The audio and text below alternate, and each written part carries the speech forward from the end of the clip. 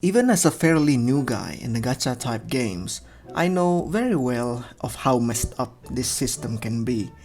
It is all reaches its peak.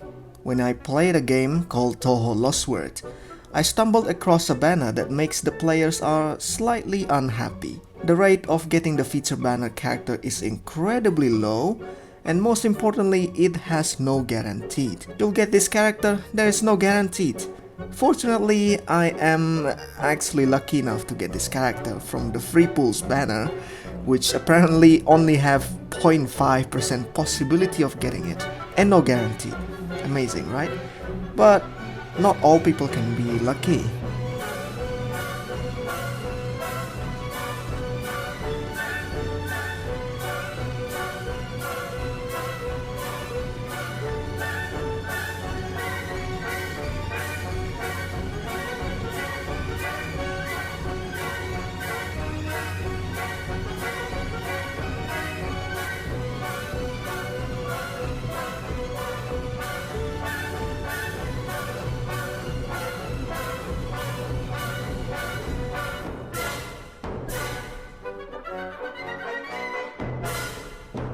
700 pulls, ladies and gentlemen. Oh my god.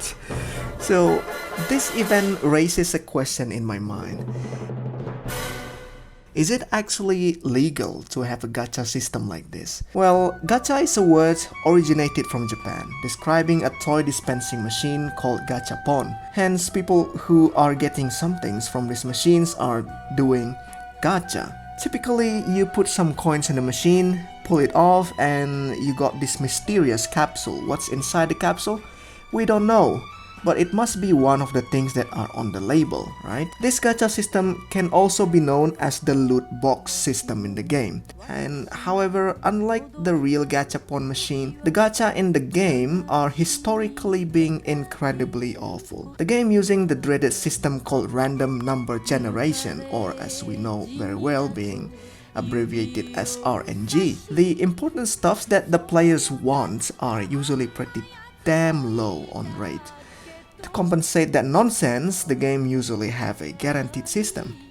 But what is guaranteed system anyway? We call them PT in most gacha type games. Games with random loot mechanics are nothing new. Monetizing this randomness has become more common. So I conducted a survey in this channel. What's your choice between A game generous enough with currency but without a guarantee system, or B, a game that's not necessarily generous but it has guarantee system? So the results of the survey are quite surprising. Well, most people are actually choose the one with horrible rate but still has guaranteed. There are still plenty of people who are putting their faith on the generous rate but no guaranteed. Well, the PT system can actually be good. It's arguably train your self-discipline, where you hold back to save the gems until you're 100% sure that you will get the character that you want.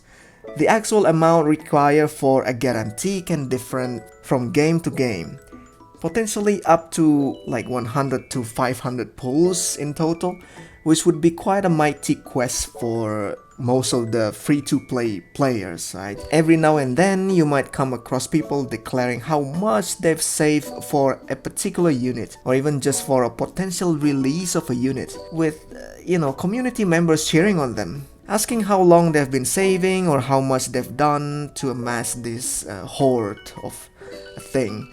Well, what if the gacha is extremely low on rates, but it also has no freaking PT? Would you still pull it?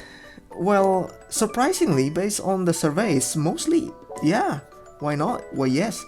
Because this character is an exclusive character. Because at the end of the day, the game still manipulates this part of human emotion. We call them the fear of missing out, or FOMO. You want it to become, you want it because others got it. No matter how bad it gets, at least you get it. Sometimes you just want to scratch that urge to do that pull, and if the game is generous enough, you can do so without spending anything and not to, threaten your wallet. If you get lucky, great. If not, well, try again next time. Or maybe, spend money.